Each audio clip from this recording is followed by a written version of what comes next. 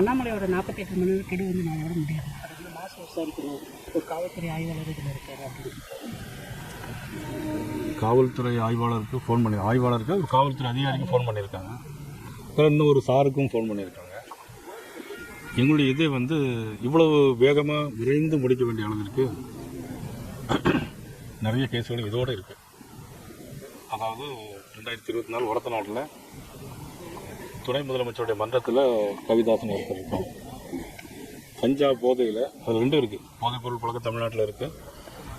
கஞ்சா போதை போட்டுட்டு அந்த பெண்ணை பாலியல் வன்கொடுமை பண்ணியிருக்காங்க.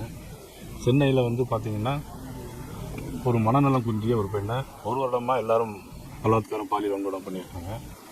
10 வயது பெண்ணை பாலியல் வன்கொடுமை வழக்கு இருக்குது. இது இந்த 19 கொலை. அதே மாதிரி இங்கே சிவகிரியில் பார்த்தீங்கன்னா இப்போ எல்லோரும் ஈரோடு இந்த பகுதியெலாம் தோட்டத்தில் தான் குடியிருப்பாங்க. தோட்டத்தில் தான் நான் சின்ன வயசுலேருந்து பார்த்துருக்கேன்.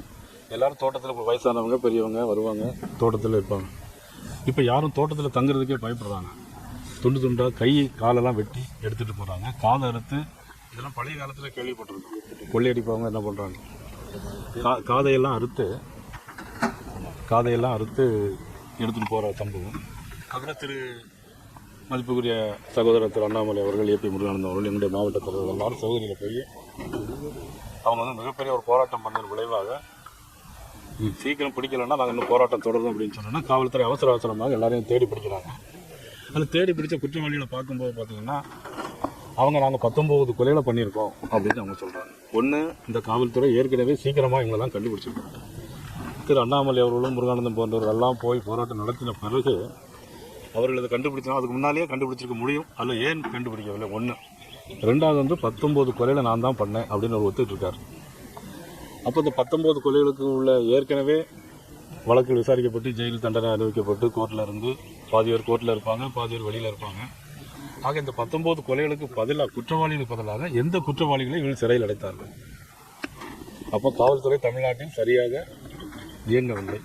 அவருடைய புலன் விசாரணை எதுவும் சரியானதாக இல்லை. அப்படி தானே அர்த்தம். அதுதான் நாங்களும் தொடர்ந்து வலியுறுத்திருக்கோம். காவல்துறை சரியில்லை, காவல்துறையை கையில் வைத்திருக்கக்கூடிய முதலமைச்சர் சரியான முறையில் இயங்க முடியவில்லையா அப்படிங்கிறது தான் எங்களுடைய கேள்விகள். இதை உங்கள் மூலமாக மக்கள் மன்றத்தில் நாங்கள் சொல்லிடுறோம். நீங்களும் தொடர்ந்து இது மக்கள் மன்றத்தில் மீடியாவில் சொன்னீங்கன்னா இந்த நாட்டில் என்ன நடக்குது, போதைப்பொருள், கஞ்சா, பாலியல் வன்கொடுமை, சட்டம் ஒழுங்கு சரியில்லை, இப்படி ஒரு குற்றம் செஞ்சால் அதுக்கு யாரையா ஒருத்தர் பிடிச்சி உள்ளே போடுறது, அதெல்லாம் வந்து திறமையின்மையின் காரணமாக நடைபெறுகின்ற செயல்களாகத்தான் இருக்க முடியும்.